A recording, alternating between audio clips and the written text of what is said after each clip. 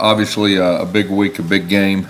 Playing Clemson, the defending national champions, played in the last two national championship games. We're playing on their home field, one of the toughest places to play in college football. It'll really be a good measuring stick of where we're at from a team standpoint, and that's kind of my message to our team. Their defense has a lot of experience back. I'm very impressed with them. Not just their defensive front, which I think is one of the best in college football, but I think they're good all around. Coach Venables, their defense coordinator, does a good job of mixing things up. He's very aggressive. He likes to put pressure on offenses. Their offense is very balanced. Their co-OCs, Jeff Scott and Tony Elliott, both do a super job of working together, taking what the defense gives you. Very impressed with those guys. Their new quarterback played very well last week too, so we're expecting to have to play well to beat these guys, but we're looking forward to it, and it ought to be a good one. Questions? Carry on. Update on Carry On. He didn't practice Sunday. We're hopeful, but that's probably the best status I can give you at this point. Later in the week, I'll know more.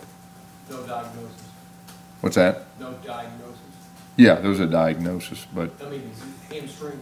yeah, I'm not going to get into specific, injuries and all that, but yeah, he was injured.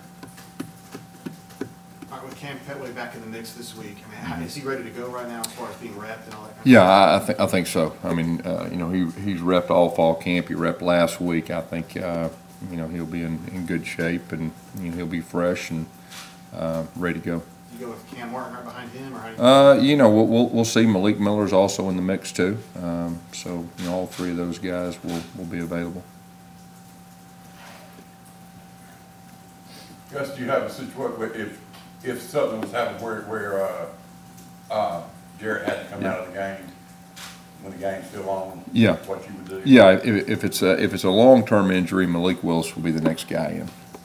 If it's just a play or two, obviously we'll try to be as smart as we can in that. But Malik's ready, and Malik, like I've said before, has impressed us, numerous times, and he's got a lot of practice reps, and I think he'll be ready to go if called upon if there's an injury. Did that make it Saturday where you kind of thought about maybe trying to get some snaps in? Just No, not so much. We want to get through this game, and then we'll have a strategy for the rest of the year. How do you think the offensive line played as a group overall?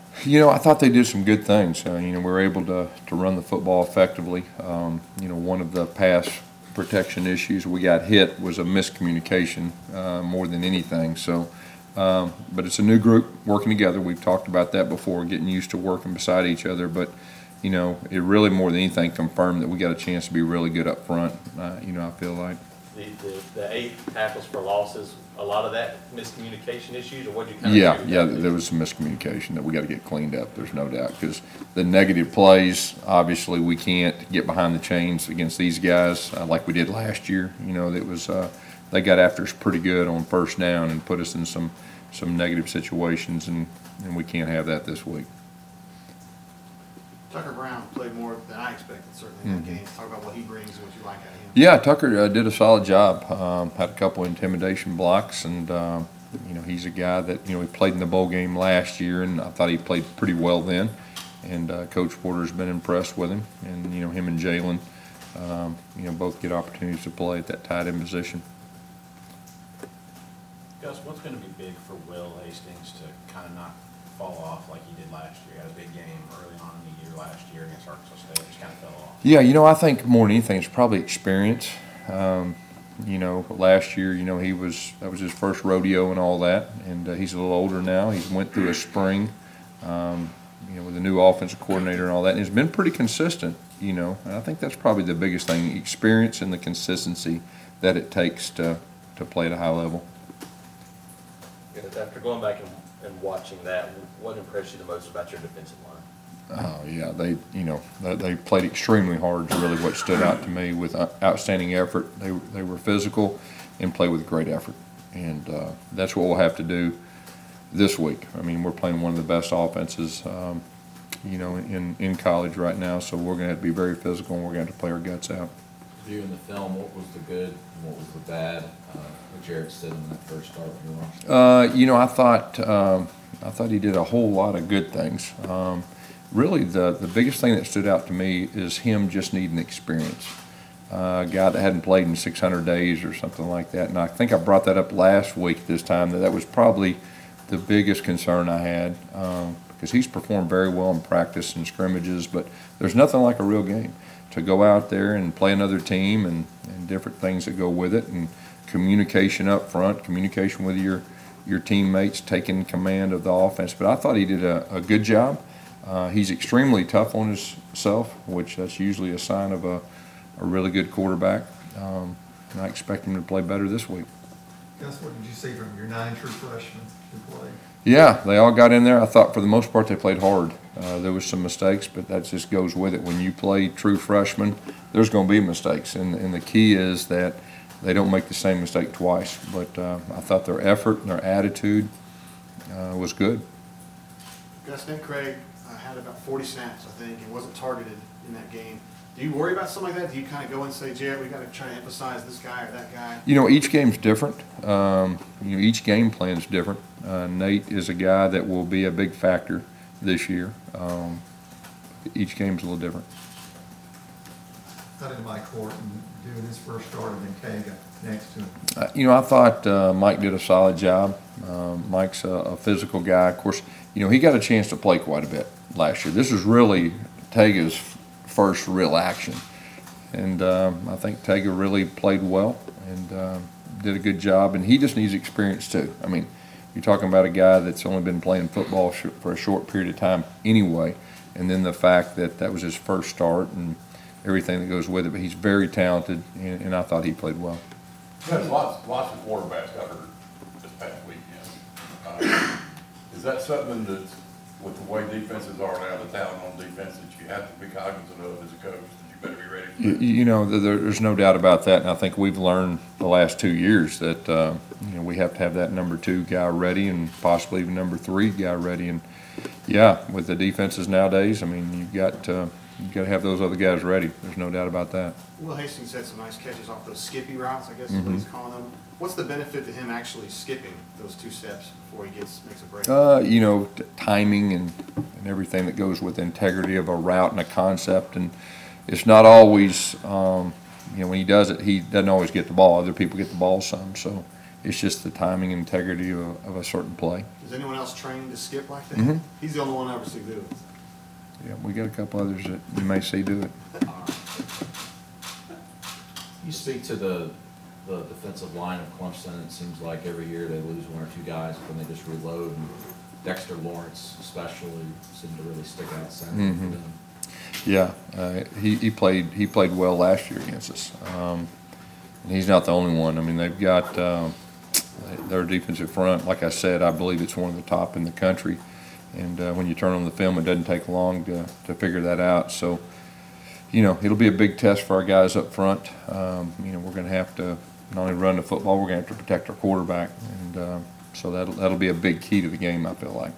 When you look back at the film, was Jarrett hold on to the ball too long? There was sometimes he was holding the ball a little too long. There was certain things and certain looks that maybe weren't as open as we thought they'd be and all that. But there was times he held the ball too long, and he knows that, and he'll learn from it. In your experience, is that something that can easily, you know, be corrected? I think so. Yeah, I think so. You think a lot of that comes with just Yeah. kind of those nerve things? Yeah, it comes from not playing in 600 some days too. You know, nothing like the real thing. You know.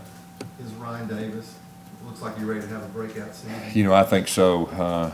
He's so explosive when he has the ball in his hands. He's very confident. You know, he's one of the veteran guys. This is his 3rd year to play, so our expectations are real high for him.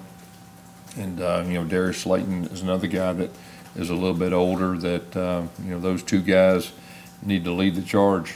You know, as far as the receiver group. As far as Kyle Davis goes, does he slide right in this week, or does he have to prove himself a little bit? Yeah, no, Kyle Davis will be in the game plan, and he'll play a lot. And you know, he's got a lot of big playability. I think we saw that last year as a true freshman, and you know, I think he's improved from last year, and we're excited to have him out there. Coach, there was one play where Devin rolled out and found the receiver on the outside. kind of a spontaneous type deal. Did he show a lot of that in camp? Yeah, he did. He's got that ability. Once things break down, he gets outside the pocket. He does a good job with his eyes down the field, and he can make the throws on the run. And that one you're talking about was a very good throw, and it was a scramble play off one of our base routes, and I thought that was a good thing. With so much emphasis on the vertical passing game this offseason, you guys really didn't take very many deep shots all this last week. How much of that was by design, not to show Clemson too much? Yeah, no, really, it was some of it had to do with the way they were playing. Some of it had to do with the way the game unfolded.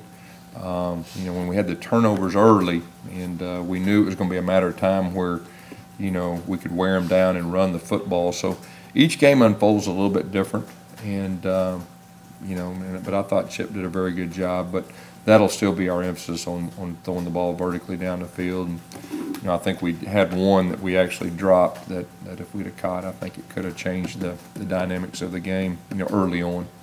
Clemson, you mentioned the Clemson defensive line. Their secondary also has two of the better corners Yeah, statistically. that's right. Can you speak to just what the matchup those would be? Yeah, and they're real defensive backs. I mean, they played in big games, and they played against the best receivers, in the country, and they have the experience, and they got big game experience.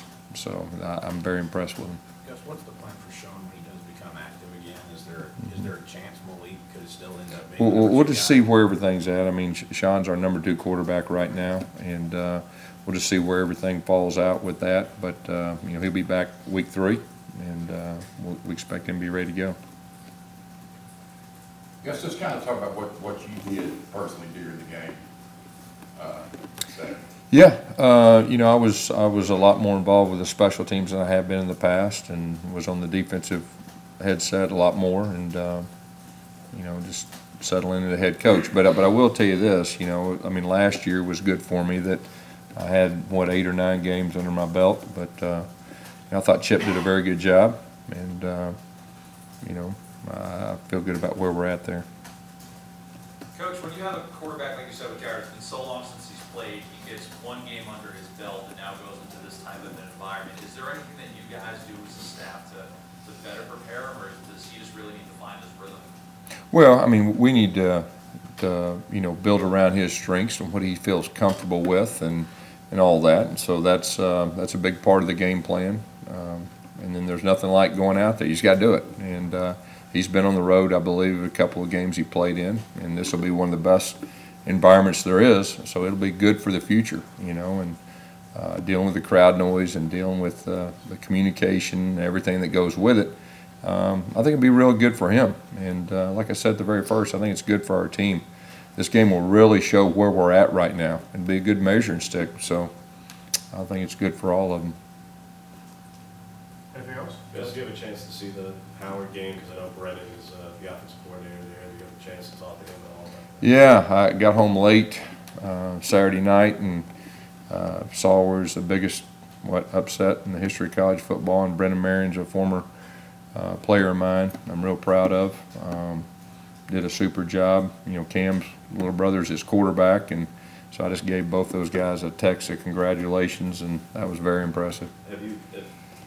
My understanding is that Brennan basically copies your offense, but integrates some different concepts there. Have you talking about just have you seen what those different concepts are? We've talked. I hadn't actually got a chance to watch them, but we've talked, and I'm real proud of him. I think he's got a chance to be an excellent coach. Guess there's a lot of talk among fans about not trying to overreact to a week 1. Do you guys as a staff talk about that? Like, hey, we're not any different than we were 2 weeks ago in preseason. Like, don't let this one game affect how we go forward. Say that again. As a coaching staff, do you have to talk to do you guys have to have a conversation too about when you're watching film or whatnot about, don't let this one game affect how we do things going forward? You talking about good or bad? Good or bad, anything. No, just the opener, when you're playing a solid team, you want to win, and you want to have a chance to win convincingly and play some younger guys, and we were able to do that. So you feel good about that, you put it in your rearview mirror, and then you move on to the next one, and it just so happens to be Clemson. And obviously it was a tough loss last year, and we got a lot of guys back and all that, and they happen to be the defending national champs, and we're going to their home field, and that's the only thing on our mind, and nothing about last week. It's just everything moving forward with Clemson. That's really about it.